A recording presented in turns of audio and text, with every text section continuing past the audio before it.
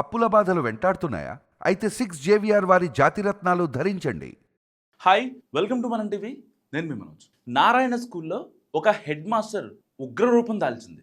సరే, ఆవిడ ఒక అబ్బాయో పురుషుడు అయితే ఓకే, వాళ్ళకున్న కోపానికి పరంగా కొంచెం ఎక్స్ట్రీమ్ లెవెల్కి వెళ్ళారు అనుకోవచ్చు. ఒక మహిళా హెడ్ మాస్టర్ ఆవిడ నా కూతుర్ని ఎందుకు కొట్టారమ్మా అని అనటానికి వచ్చిన దానికి ఉగ్రరూపం చూపించింది. బల్ల గుద్ది లేచి మీ పిల్లను నేను కొట్టలేదని నానా హంగామా చేసింది. నా మాటల్లో కాదు, ఒక్కసారి ఆ వీడియో చూద్దాం.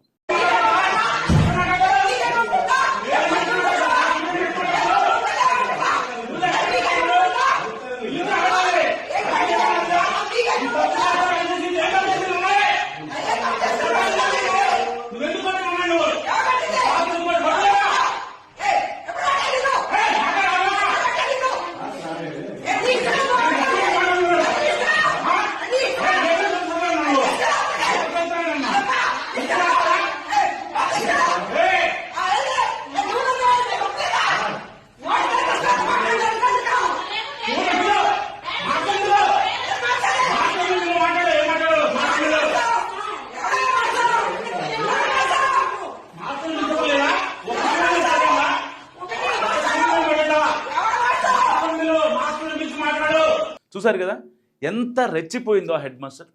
అంటే నిజంగా టీచర్లకి చాలా పేషెన్సే ఉంటుంది. ఎందుకంటే ఒక క్లాస్లో ఒక 20-30 మంది ఉంటే వాళ్ళ అన్ని మైండ్ సెట్లు ఒకేలా ఉండవు. రిసీవ్ చేసుకునే నేచర్ వేరేలా ఉంటుంది, వాళ్ళ మైండ్ సెట్ వేరేలా ఉంటే వాళ్ళ ఆలోచన విధానం వేరేలా ఉంటుంది. అంతమందిని కలిపి ఆ టీచర్ గ్రాప్ చేసుకోవాలి అంటే ఆ 30 మైండ్ని ఒకేసారి గ్రాప్ చేసుకొని వాళ్ళకి పాఠాలు చెప్పాలి, విద్యాబుద్ధులు నేర్పాలి, చదువుతో పాటు సంస్కారం కూడా నేర్పాలి. కాబట్టి అలాంటి వాళ్ళని ట్రీట్ చేసే హెడ్ మాస్టర్ మరి ఇంకెంత పేషెన్స్తో ఉండాలి? అసలు ఆ పేషెన్స్ ఆవిడలో ఎందుకు కనిపించట్లేదు? ఇప్పుడు ఒక ఆడపిల్ల తండ్రి వాళ్ళ అమ్మాయిని చాలా అల్లారు ముద్దుగా పెంచుకుంటాడు. ఆవిడకి నేర్పాల్సిన సంస్కారాలు నేర్పుతూనే చాలా జాగ్రత్తగా పెంచుకుంటాడు. ఆడపిల్ల పుట్టిందని చెప్పి వాళ్ళ అమ్మ అనుకోని లేకపోతే వాళ్ళ అమ్మమ్మ అనుకోనో ఏదో రకంగా ఆయన పెంచుకుంటాడు వాళ్ళ కూతుర్ని. అలాంటి ఆ పిల్లని కొట్టారు అంటే ఆ తండ్రి గుండె కొంచెం చివుక్కుమంటది. సరే, స్కూల్లో కొట్టారంటే నార్మల్గా అమ్మాయి ఏదైనా హోంవర్క్ చేయలేదో లేకపోతే ఇంకోటి అని కొట్టుంటారు, ఓకే ఫైన్, నేను కాదన్ను. కానీ ఆ అమ్మాయి ఇంటికి వెళ్ళి కంప్లైంట్ చేసింది, నన్ను గట్టిగా కొట్టారు, అనవసరంగా కొట్టారని కంప్లైంట్ చేయడంతోనే కదా ఆ తండ్రి వచ్చి అక్కడ ఆవిడతో మాట్లాడేది. ఇక్కడ సరే, ఇక్కడ ఎమోషన్స్ని పక్కన పెట్టేద్దాం, ప్రాక్టికల్గా లాజికల్గా మాట్లాడుకుందాం, బాగానే ఉంది. ఆయన వచ్చినప్పుడు ఎందుకు కొట్టారమ్మా అని అడిగితే ఆవిడ చెప్పే సమాధానం ఎలా ఉంది ఒకసారి ఆలోచించండి.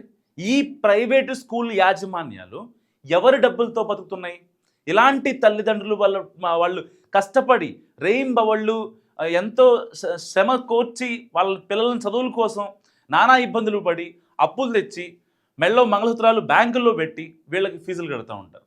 చాలామంది తెలుసు కదా, అలాంటి స్టేజ్ నుంచే ఇలా ఈ స్టేజ్కి వస్తారు చాలామంది. సో మరి అంత ఇది చేస్తుంటే వాళ్ళ కోసం అంత డబ్బులు వెచ్చించి వాళ్ళకి చాలా మర్యాద ఇచ్చుకుంటూ వాళ్ళు ఏం చెప్పినా చేస్తూ ఏ ఫీజు వేసినా భరిస్తూ ఉంటే వీళ్ళు మాత్రం ఇలాంటి రగ్గడ్ బిహేవియర్ చేస్తున్నారు.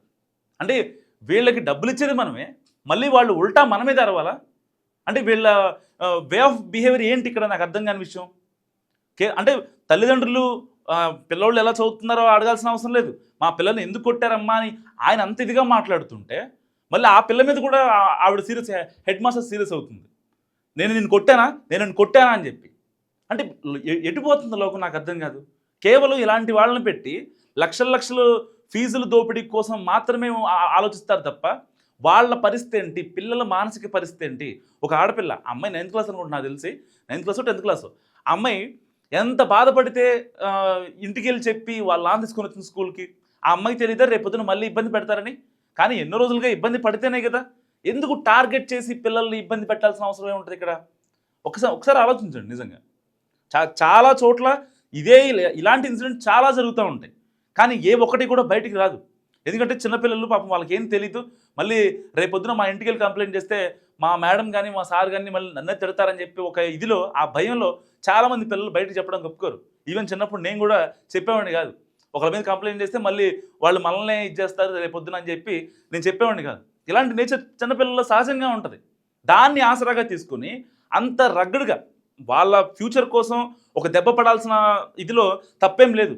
ఏ తల్లిదండ్రి కాదనడు దాన్ని. కానీ వాంటెడ్గా కొట్టడం ఎందుకు కొట్టారని ప్రశ్నిస్తే అంత రగడుగా మాట్లాడాల్సిన అవసరం వచ్చింది. బల్లగుద్ది మాట్లాడుతుంది.